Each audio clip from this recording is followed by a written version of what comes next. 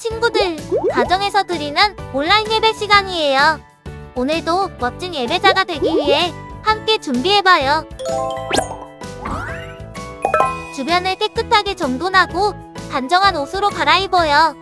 성경책과 찬송가, 헌금을 준비해요. 누워있거나 간식을 먹지 않도록 약속해요. 바른 자세로 예배에 집중해요. 찬양 시간에는 기쁜 마음으로 일어나서 찬양해요. 성경 말씀은 큰 목소리로 함께 따라 읽어요. 설교가 끝나고 기도 후에는 큰 소리로 아멘해요. 아멘. 준비한 헌금은 따로 적은 통이나 성경책에 모아두었다가 교회에 출석할 때 드려요. 광고도 잘 듣고 기억해두세요. 한 주 동안 오늘 배운 말씀을 따라 살기로 약속해요. 그럼 예수님과 함께 기쁘고 행복한 예배 시간이 되기를 바라요. 반갑습니다, 친구들. 하나님께 예배하기 위해 모인 여러분 모두를 환영하고 축복합니다. 여러분, 지난 한 주 잘 지냈나요? 여러분은 매주 드리는 이 예배가 정말 소중하다고 생각하고 있나요? 하나님과 드리는 이 예배 시간을 소중히 여기는 우리가 되기를 바랍니다. 그럼 오늘도 요절송과 찬양, 율동을 하며 예배 시작합니다.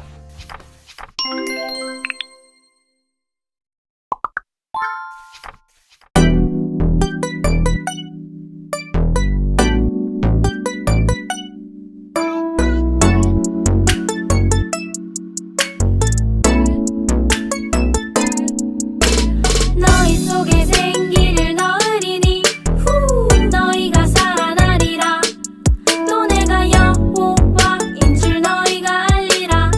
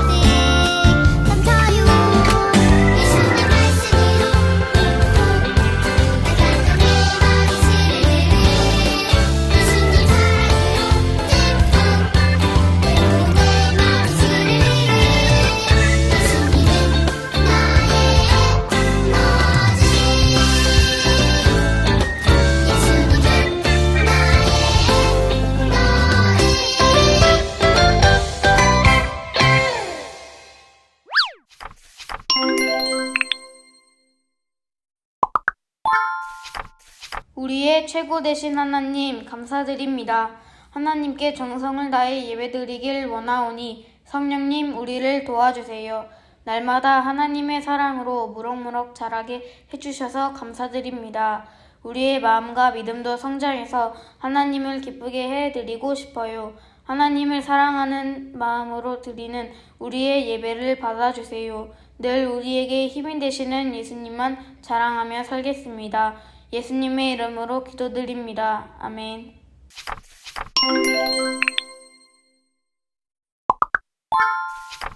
오늘 우리에게 주신 하나님의 말씀은 에스라 3장 4절입니다.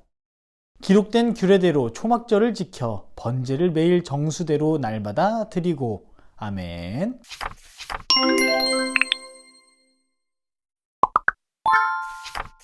요즘 우리는 이스라엘이 바벨론에 의해 멸망당하고 많은 사람들이 포로로 끌려간 성경 이야기에 대해 배우고 있어요. 그런데 그 강했던 바벨론도 결국 페르시아라는 나라에 의해 무너지고 말았습니다. 이때 페르시아의 왕 고레스는 이스라엘 포로들을 고국으로 돌아가게 해주었죠.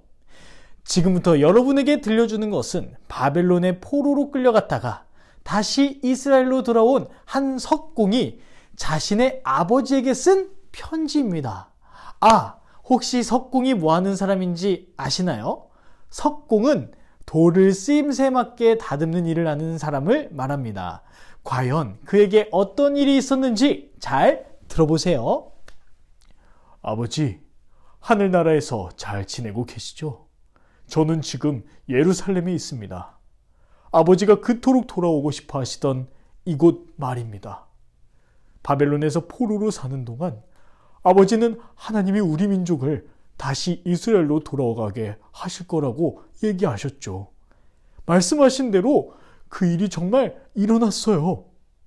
하나님께서 내게 명령하셨다. 너희는 예루살렘으로 돌아가 하나님의 성전을 건축하라. 누구든지 귀국할 때 도움이 필요한 사람이 있으면 이웃에게 도움을 청하고 그 이웃에 사는 사람은 그를 적극 도와주어라. 라고 고레스 왕이 온 나라에 알린 거예요. 우리가 기다리고 또 기다렸던 하나님의 약속이 이루어진 거예요.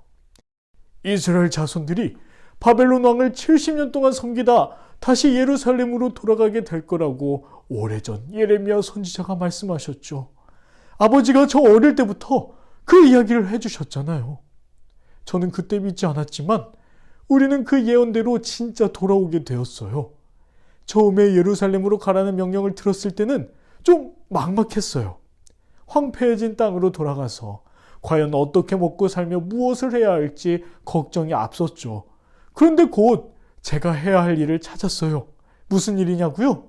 어느 날 돌아온 우리는 모두 예루살렘 성전터에 모였어요.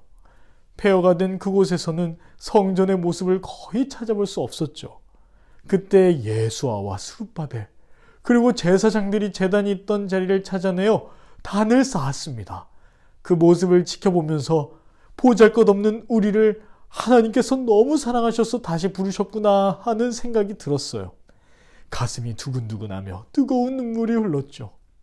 우리는 새로 세운 제단에서 예배를 드렸습니다. 이 자리에서 예배를 드리게 되다니 남의 나라에 끌려가 그토록 간절히 드리고 싶었던 예배 말이에요. 모두들 하나님을 소리쳐 불렀습니다. 그곳에 하나님이 오셨음을 알 수 있었어요. 우리는 소리 높여 찬양했고 모든 이들의 마음은 기쁨과 감격으로 가득 찼어요. 정말 있을 수 없는 날이었죠. 은혜를 받은 우리는 계속해서 아침 저녁으로 예배를 드렸습니다. 하루의 시작과 끝을 하나님과 함께 했죠. 예배를 드리면서 우리는 해야 할 또 다른 일이 생각났어요. 그것은 예배를 온전히 드릴 수 있는 하나님의 성전을 새로 짓는 일이었어요. 지도자들은 성전을 짓기 위해 목수와 석공들을 불러 모았죠. 저도 아버지께 배운 석공 기술로 성전 짓는 일에 참여할 거예요. 아버지가 늘 바라시던 일이었죠. 아버지와 제가 수년간 다른 나라의 건축에 동원될 때마다 언젠가 예루살렘으로 돌아가서 이 기술로 성전 짓기를 간절히 바라셨잖아요. 아버지의 소망대로 저는 하나님의 역사가 예루살렘에서 다시 시작되도록 힘을 보태기로 했어요. 이제 시작이지만 마음속에서는 이미 성전이 세워지고 하나님께 온전히 예배드리는 모습을 상상하고 있습니다. 성전이 완성되어 살아계신 하나님께 예배하게 되면 우리는 온전한 백성으로 다시 서게 될 거예요. 아버지의 가르침에 부끄럽지 않게 이 일을 잘 해낼게요. 사랑합니다, 아버지. 어린이 여러분, 석공의 편지를 읽고 보니 예루살렘으로 돌아갈 수 있게 하신 하나님의 세심한 계획과 예배를 다시 드리게 하신 그 이스라엘 자손들의 감격이 잘 느껴지네요. 하나님은 그들을 다시 부르시고 하나님의 백성으로 새롭게 출발하도록 인도하셨어요. 그들을 향한 하나님의 놀라운 계획은 결코 멈추지 않았죠. 여러분, 이 사랑은 우리에게도 그대로 적용되고 있어요. 하나님은 우리를 향해서도 끊임없이 놀라운 계획을 세우시고 또 이루어가고 계시죠. 그러니 하나님의 자녀로서 자부심을 가지고 생활하길 바랍니다. 또 우리가 드리는 예배를 소중히 여기는 우리 모두 되기를 바랍니다. 함께 기도하겠습니다. 하나님, 오늘 말씀을 들으면서 매주 하나님께 예배 드릴 수 있는 것이 얼마나 감사한 일인지 알았습니다. 예배 드릴 때마다 기뻐하고 감사하는 우리가 되게 해주세요. 또한 우리 삶이 하나님의 보호하심과 계획 속에 있음을 알고 아름다운 미래를 꿈꿀 수 있게 해주세요. 예수님의 이름으로 기도합니다. 아멘. 함께 찬양하면서 정성스럽게 준비한 예물을 하나님께 드리겠습니다.